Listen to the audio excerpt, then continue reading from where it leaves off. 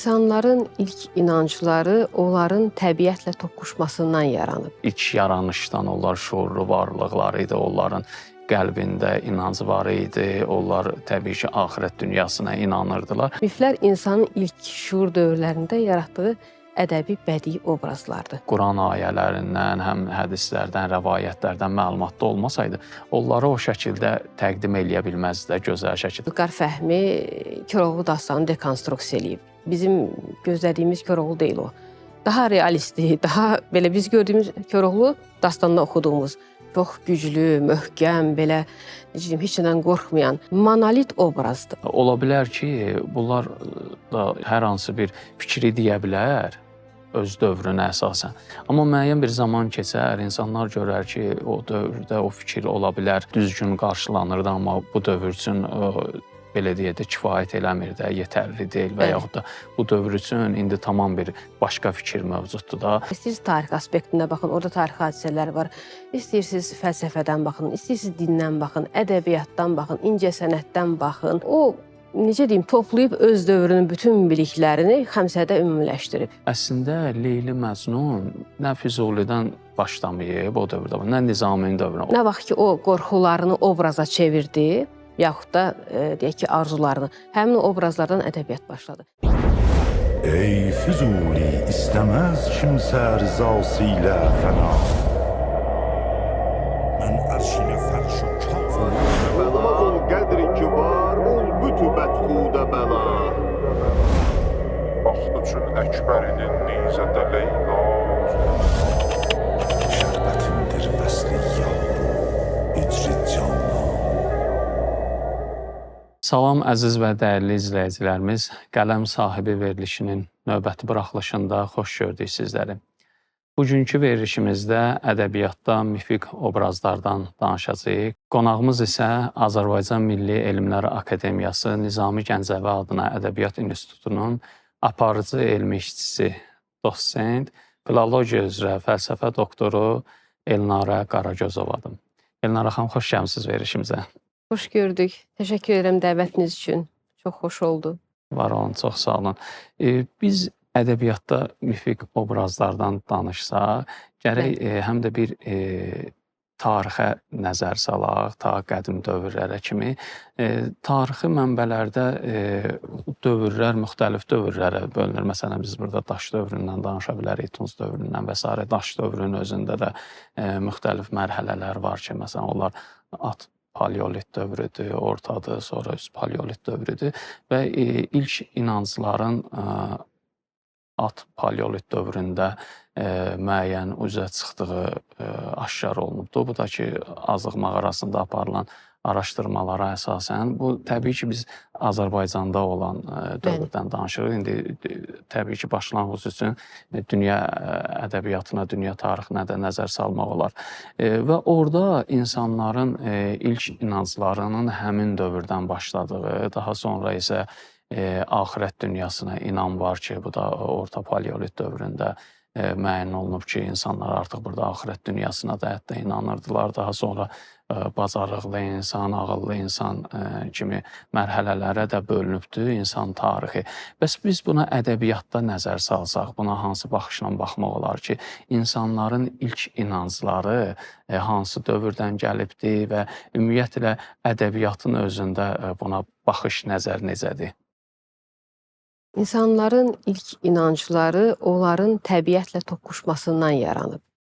İnsan, belə deyək də, digər canlılardan, bitkilərdən, heyvanlardan fərqli olaraq şuura malik olduğuna görə o sual verməyə başladı.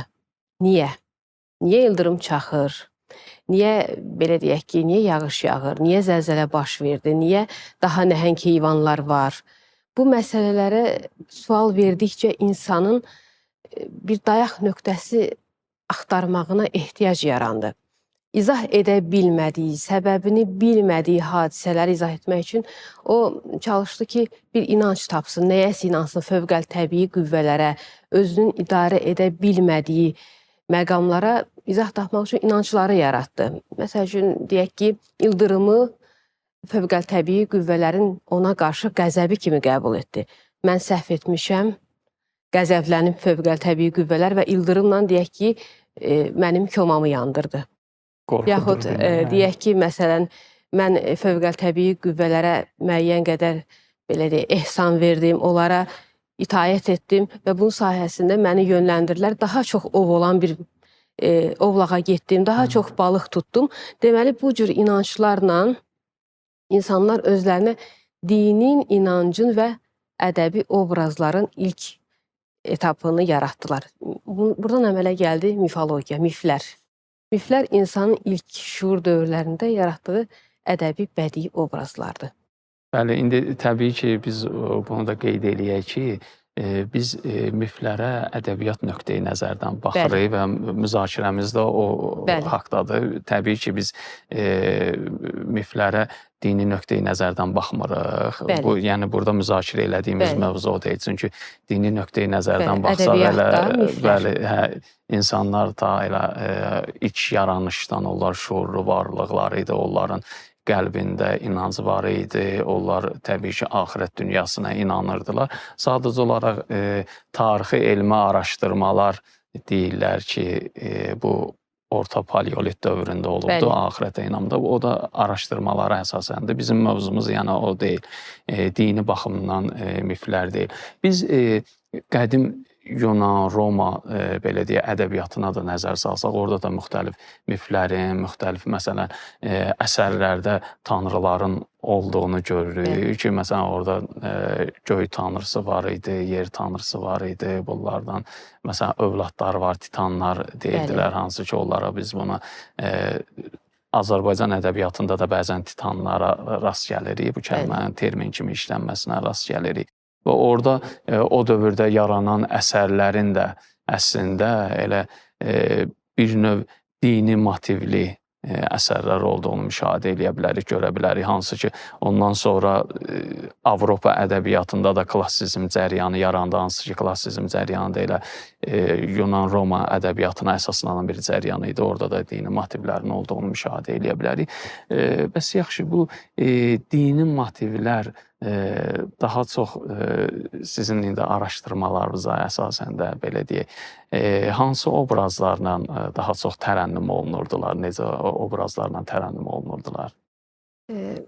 Bax, bu dediyiniz məqam dinin də özünün yaranma mənşəyi var da. İlk hal-hazırda bizim tapındığımız dinlər, dünyəvi dinlər var, yaxud da digər müxtəlif inanc sistemləri var. Bunların da ilkin yaranışı elə həmin o mifologiyanın yaranmasına eyni vaxtda düşüb. Ona görə əvvəldə ayırmaq ki, burada ədəbiyyat hardaydı, din hardaydı, fəlsəfə hardaydı, bu bir qədər çətindir. Çünki rüşeyin biri idi. Bir yerdən gəldiyinə görə sonradan haçalanma başlayıb və həmin o miflərdəki elementlər dinin əsasını qoydu. Yəni Yunanların dini elə o Allahlar panteonu idi. Yaxud da Misirlilərin özlərinin Allahları var idi, Roma Allahları var idi. Hər üç, bunlar böyük sivilizasiyalar. Bu hər üç sivilizasiyanın öz Allahlar panteonu var və bu inancın ilkin etapı idi. Daha sonra bəşəriyyət inkişaf etdikcə tək Allahlığa doğru gəldi. Yəni bilirsiniz, şuur inkişaf etdikcə daha çox müxtəsərləşdirməyi sevir, daha konkretliyi sevir, daha çox, necə deyim, o sadə, bəsit obrazlardan daha mükəmməlliyə doğru inkişaf edir. Ona görə həmin o miflər, dini miflər də, həmin, deyək ki, biz o Misir miflərində də var ümumdünya daşqını, yaxud da Yunanlarda var, qədim, deyək ki, başqa xalqlarda da var. Hətta Amerika hindularında belə ümumdünya daşqını ilə bağlı miflər var. Türk mifologiyasında da ümumdünya daşqını ilə bağlı miflər var. Şumerdə belə var. Ən qədim sivilizasiya Şumerdir. Və bugün bizim 3 dünyəvi din, böyük din var. Hər birində də ümumdünya daşqını var. Bu nə deməkdir? Hətta bununla bağlı alimlər də belə qərara gəliblər ki, miflərdə, dini rəvayətlərdə, dini kitablarda tarixi hadisələrin izləri var. Deməli, belə bir daşqın olub ki, bu həm müxtəlif, yəni bir-birindən tam təcrid olunmuş, axı, əvvəllər dünya bu qədər qlobal deyildi. Təcrid olunmuş sivilizasiyalar əgər eyni mifi təkrarlayırlarsa və nəzərə alaq ki, indiki qədər məlumat əlçatan deyildi, kitabların yayılması bu qədər mümkün deyildisə, deməli, belə bir tarixi nəsə hadisə olub ki, bunu həm miflər, həm dinlər özündə əks etdirir.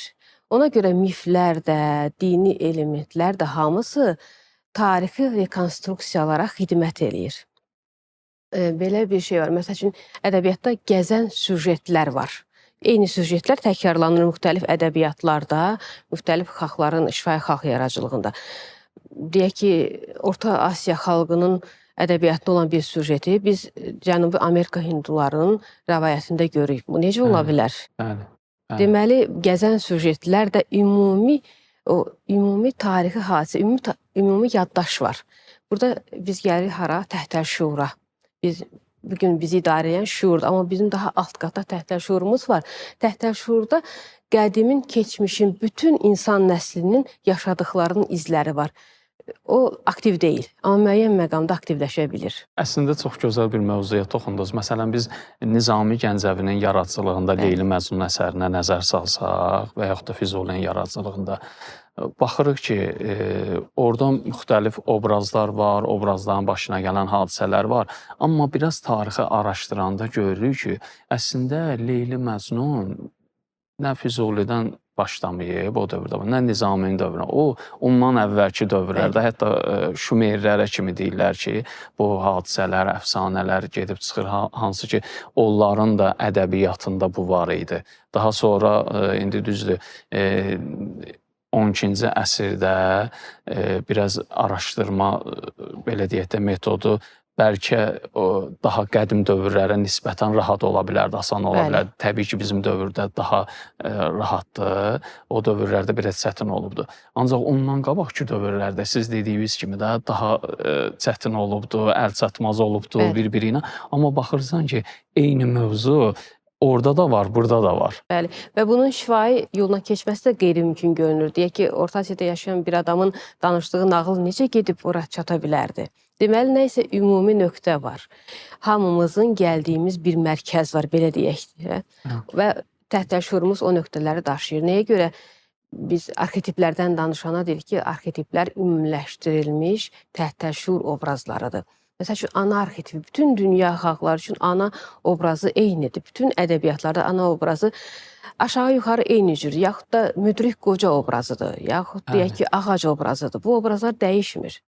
Deməli, bütün insanlığı birləşdirən bir məqam var. Bəs buradan biz belə sual çıxarda bilərik ki, ədəbiyyatın özü nə vaxtdan başlayıbdır? Ədəbiyyatın özü qədim insanın öz fikirlərini, öz duyğularını ilk dəfə bədii şəkildə ifadə etməsindən başlayır. Ad qoymasından başlayır. Nə vaxt ki, o qorxduğu təbii fəlakətə ad qoydu, onu Allah adlandırdı, yaxud da deyək ki, ona dəhşətli bir deyək ki, əjdaha adı qoydu. Nə vaxt ki, o qorxularını obraza çevirdi, yaxud da deyək ki, arzularını. Həmin obrazlardan ədəbiyyat başladı. Qədim dövrlərdə bizdə o mağaralara çəkilən şəkillər var. İndi o dövrün yəqin ki, bizə gəlib çatmayıb ədəbiyyat nümunələri. Kiçik bir nəğmə kimi, kiçik bir söz kimi bu şəkildə yaranıb. Çünki ola bilməz ki, ədəbiyyat sonradan yaransın. Çünki bədii düşüncənin əsasıdır. İnsan sözlə ifadə eləyir ilk növbədə. Düzdür. Biz Nizami Gəncəvinin bayaq adını çəkdik. Nizami Gəncəvinin yaradıcılığında məsələn dini motivləri necə müşahidə edə bilərik, necə görə bilərik, məsələn oradakı obrazları necə qiymətləndirmək olar? Məsələn biz bilirik ki, Nizami Gəncəvinin yaradıcılığında poetik ifadələr çox zəngindir. Bəli. Məhsənatdan çox gözəl, mükəmməl şəkildə istifadə edibdir. Amma həm də öz dövrünün axı elmlərini də gözəl şəkildə bilirdi, onlara agah idi. Bunlardan da əlavə dini məlumatları da kifayət qədər idi. Biz onun yaratdığı əsərlərdə, məsələn, Meyraznamədən, Meyraz hadisəsindən görə bilərik ki, məsələn, orada elə məqamlara toxunub ki, görürsən ki, bu həmin mövzuda məlumatları oxumasaydı, onları mənimsəməsəydi, gözəl şəkildə bilməsəydi, həm Quran ayələrindən, həm hədislərdən, rəvayətlərdən məlumatda olmasaydı, onları o şəkildə təqdim eləyə bilməzdi də gözəl şəkildə, həm özünə məxsus şəkildə, həm də ki, o tarixi materialları da qoruyub saxlamaq, məlumatları qoruyub saxlamaq şərti ilə. Bəs digər, belə deyək də, Nizami Gəncəvin yaradıcılığında dini motivlərə necə nəzər salmaq olar, baxmaq olar? Nizami Gəncəvinin yaradıcılığını bunsuz düşünmək mümkün deyil. Nəzərə alaq ki, orta əsrlərdə 12-ci əsrdir və Nizamini də biz bu gün də Şeyx Nizami adlandırırıq və onun bütün əsərləri minacatla başlayır, nət var orada. Yəni bu məqamlar onun dövrünün bir hissəsidir. Bunsuz mümkün deyil. Həm də həmin ədəbi dövrün bir, necə deyim, xüsusiyyətidir, tələbidir. Belə qaydadır bu. Və Nizaminin əsərlərini, o özü də qeyd edir ki, mən müxtəlif mənbələrdən bəhrələnmişəm. Çox böyük, necə deyim, mütaliə bazası olan bir şəxs olub ki, o müxtəlif mifləri, müxtəlif əfsanələri, müxtəlif dini rəvayətləri belə öz əsərlərində bir obraz şəklində ortaya qoya bilib. Və mən düşünürəm ki, Nizami Gəncəvin əsərlərinə nəyə görə o dühadır, dahidir? Müxtəlif aspektlərdən baxmaq olar. İstəyirsiniz tarix aspektində baxın, orada tarix hadisələri var. İstəyirsiniz fəlsəfədən baxın, istəyirsiniz dindən baxın, ədəbiyyatdan baxın, incəsənətdən baxın, hətta riyaziyyatdan belə baxın. Astronomiyadan. Yəni, o, necə deyim, toplayıb öz dövrünün bütün biliklərini Xəmsədə ümumiləşdirib. Bəli. Biz, məsələn, İskəndərnamə əsərinə baxsaq, orada İskəndər obrazın necə, belə deyək də, tərənnüm olunduğunu görə bilərik bu dini motivlər cəhətdən, kamil insan nöqteyi nəzərindən. Bəli. Ümumiyyətlə, Nizaminin yaradıcılığında kamil insan və ədalətli hökümdar. Bu obrazların sintezini istəyir Nizami. Nizami istəyir ki, hökümdar həm ədalətli olsun, həm də insan kimi öz kamilliyinə yetsin. Buna görə həm Xosrovu yaradır, həm də İskəndəri yaradır. Və öz ideyalarını bu iki obraz vasitəsindən gətirir və İskəndərin də ətrafına alimlər toplaması, yəni onun elmə, biliyə hörməti, diqqəti göstərir ki, insan hökümdar belə olsa o inkişaf eləməlidir. Mütləq məsləhət almalı. İnsan bir nöqtədən digər nöqtəyə çatmalıdır. Yaxud da Xosrovun inkişafı, əsərin əvvəlindəki Xosrovla əsərin sonundakı Xosrov eyni deyil. İlk Xosrovu şirin qəbul eləmək istəmirdi, amma axırda hətta ondan ötürü öz həyatını belə qurban verir. Deməli, insanın kamilləşməsi, insanın sadə hökümdardan ədalətli hökümdara getməsi Nizaminin idealı idi. Nizaminin idealları bugün də aktualdır. Hər zaman bütün dövrlər üçün. Biz bunu, məsələn, Məhəmməd Füzulinin yaradıcılığında da bu səpkidə müşahidə edə bilərik. Yoxsa, məsələn, Məhəmməd Füzulinin, məsələn, Leyli Məcnunu, Nizaminin Leyli Məcnunundan biraz fərqlidir. Məhəmməd Füzulidə, belə deyək də, daha çox ilahi eşqin tərənnüm olunduğunu görürük əsərin sonlarına yaxında, belə deyək, düzdür, əvvəllərində də var, amma əsərin sonunda artıq o aşkar şəkildə özünü biruzə verir. Amma Nizamidə demək olarmı ki, biraz o dünyavi, real məhəbbətə daha yaxınlığı var idi?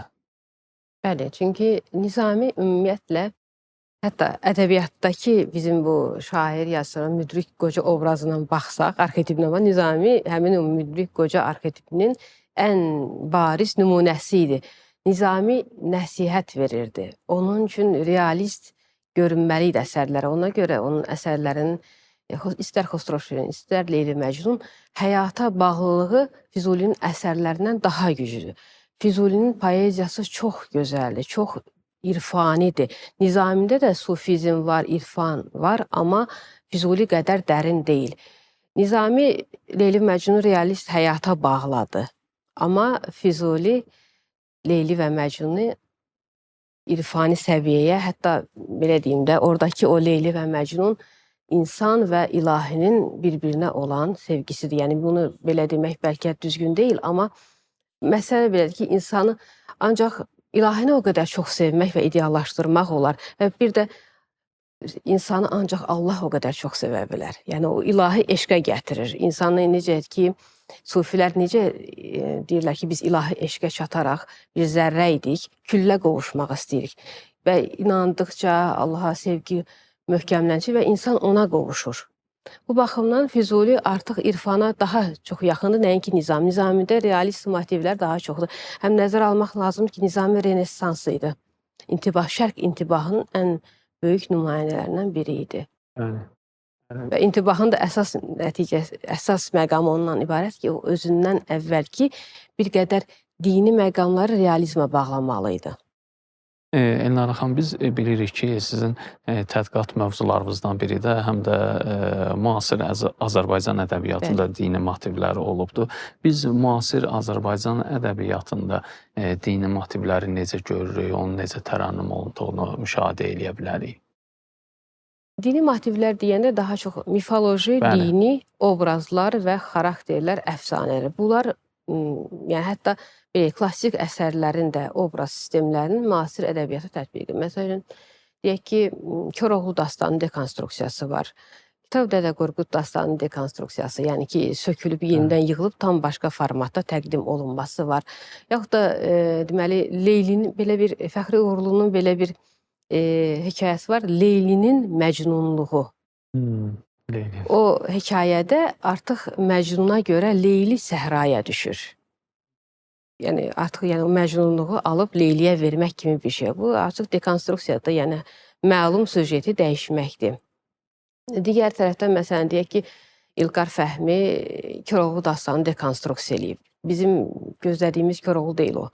Daha realistdir, daha belə biz gördüyümüz Koroğlu dastanında oxuduğumuz çox güclü, möhkəm, belə necə deyim, heç nədən qorxmayan monolit obrazdır. Amma İlqar Fəhmi onu dekonstruksiya. Burada Koroğlunun qorxduğu məqamlar da var, üstündə dua gəzdiyi vaxt da var. Hətta çox belə onun yemək məqamını o qədər qabardır ki, yaxud da onun ətrafındakı dəlillər ancaq müsbət deyil. Hər birinin özünə məxsus xüsusiyyətləri var. Hətta burada İslam dinində gətirir İlqar Fəhmi həmin o Koroğlu dastanı kontekstinə. Yəni burada Çənlibeldə məscid də var, molla da var, yəni keçəl də var. Yəni bütün bu obrazları birləşdirib konteksti bir qədər dəyişib, amma dastanın ümumi ideyasına zərər dəyməyib. Dekonstruksiyada əsas götürülən məqam nədir?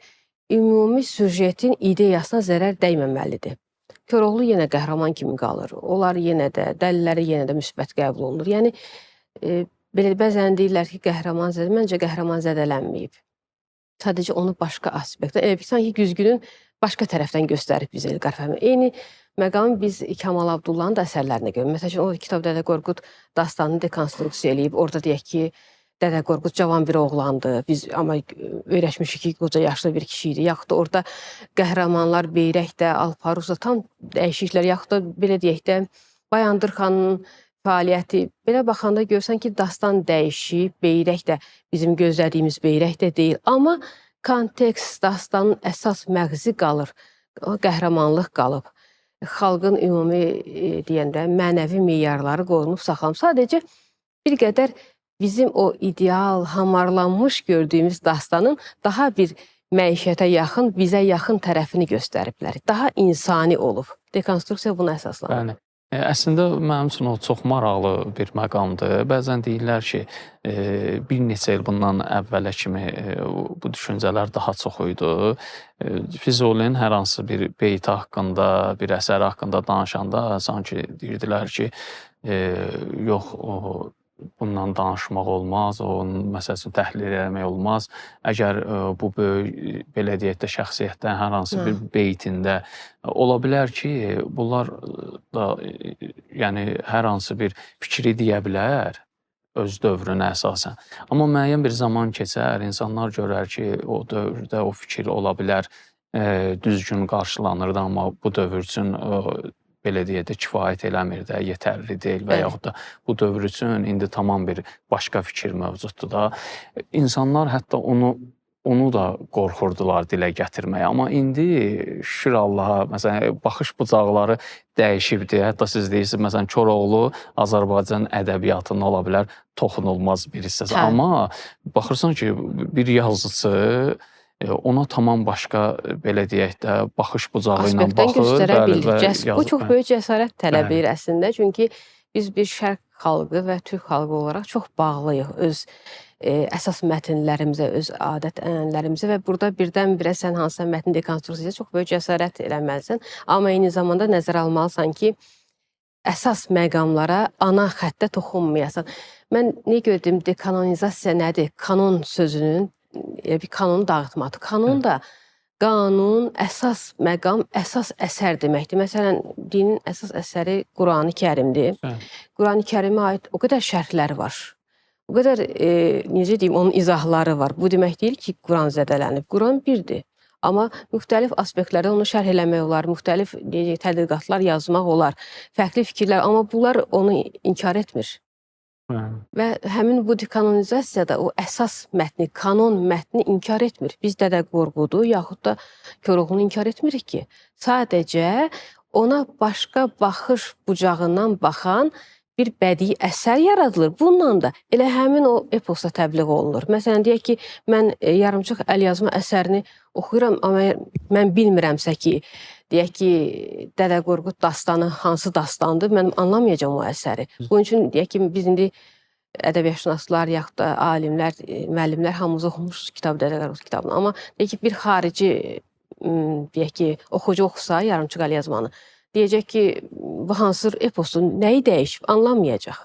Gərək o epos da o səviyyədə reklam olur, belə deyək də, təbliğ olunur. Həm də ki, şərq insanı artıq bilir axı Dədə Qorqudun o bir müqəddəslik obrazı da var axı, bir müqəddəslik görünüşü də var, ona o dediyim o kanonda, qanun necə deyim, müqayisə bəlkə düzgün deyil. Kanonik mətn elə bir ki, dini mətn kimi toxunulmaz mətn. Ona məsələn Füzuliyə toxunmaq etirazla qarşılanır, amma Füzuli öz yerində, öz mərtəbəsində durub Füzuliyə o qədər nəzirə yazıblar, amma heç kəs Füzuli ola bilməyib. Düzdür. Elnara xanım, mən sizə çox təşəkkür edirəm. Həqiqətən çox maraqlı bir veriliş oldu. Ümid edirəm ki, izləyicilərimiz üçün də maraqlı olacaq. Təbii ki, bu verilişlər biz digər verilişlərimizdə də dönə-dönə bu fikirləri səsləndirik ki, sadəcə olaraq bir çıraqdır bizim izləyicilərimiz üçün ki, onlar özləri getsinlər, araşdırsınlar, maraqlansınlar, özləri də öyrənsinlər, tədqiqat aparsınlar bu mövzular ətrafında. Amma hər bir halda biz də onlara bir istiqamət vermiş olduq sizin kimi dəyərli alimlərimizin sayəsində.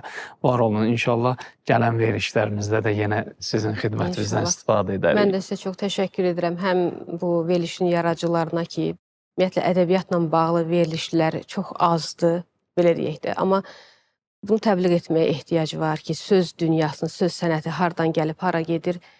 Siz ki, bu yola çıraq olursunuz, çırağınız gür yansın. Çox sağ olun, var olun. Sağ olun. Əziz və dəyərli izləyicilərimiz, daha bir verilişimizin sonuna yetişdik. Bugünkü verilişimizdə ədəbiyyatda mifik obrazlardan danışdıq, ədəbiyyatın hardan yarandığını qeyd elədik. Gələn verilişlərimizdə görüşmək ümidi ilə Allaha əmanət olun. Ey Füzuli, istəməz kimsə rızası ilə fəna. Mən ərşinə fərş o kaf Olmaz ol qədri ki var, ol bütü bətxudə bəla. Vaxt üçün Əkbərinin nizədə Leyla.